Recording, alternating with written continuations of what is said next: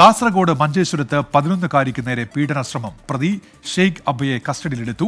പെൺകുട്ടിയെ കടയിൽ വെച്ച് പീഡിപ്പിക്കാൻ ശ്രമിച്ചു എന്നാണ് പരാതി ഉയർന്നിരിക്കുന്നത്. അരുൺ പാറയ്ക്കലാണ് കാസർഗോഡ് നിന്ന് ചേരുന്നത്. അരുൺ, എന്തൊക്കെയാണ് വിവരങ്ങൾ?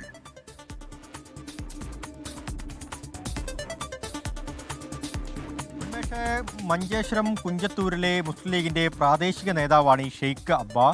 ഷെയ്ഖ് അബ്ബ 28-ാം തീയതി ഉച്ചയ്ക്ക് 11 മണിയോടുകൂടിയാണ് ഈ പെൺകുട്ടി, വികലാംഗയായ പെൺകുട്ടിയാണ്, 11 വയസ്സ് കഴിഞ്ഞ കുട്ടിക്ക്. ആ കുട്ടി കടയിലേക്ക് വരുന്നത്. ആ സമയത്താണ് കുട്ടിയെ പീഡിപ്പിക്കാനുള്ള ഒരു ശ്രമം ഷെയ്ഖ് അബ്ബയുടെ ഭാഗത്തുനിന്നുണ്ടായത്. ഉടൻ തന്നെ കുട്ടിയെ വീട്ടിലെത്തി ഇക്കാര്യം അറിയിച്ചു. കുട്ടിക്ക് വൈകുന്നേരത്തോടു കൂടി പനി ഉണ്ടായി. അങ്ങനെയാണ് വൈദ്യപരിശോധനയ്ക്ക് വിധേയമാക്കുന്നത്.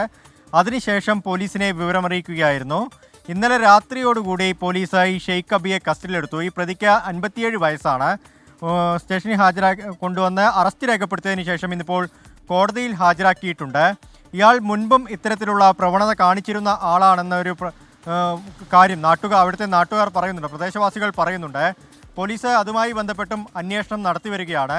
കുട്ടിയുടെ ആരോഗ്യനില കുഴപ്പമില്ല എന്നാണ് ഇപ്പോൾ പറയുന്നത്. ആശുപത്രിയിൽ പ്രവേശിപ്പിച്ചിരുന്നു. അതിനുശേഷം ഇപ്പോൾ വീട്ടിലേക്ക് മാറ്റിയിട്ടുണ്ടെന്നും പറയുന്നുണ്ട്. ഉന്മേഷ്.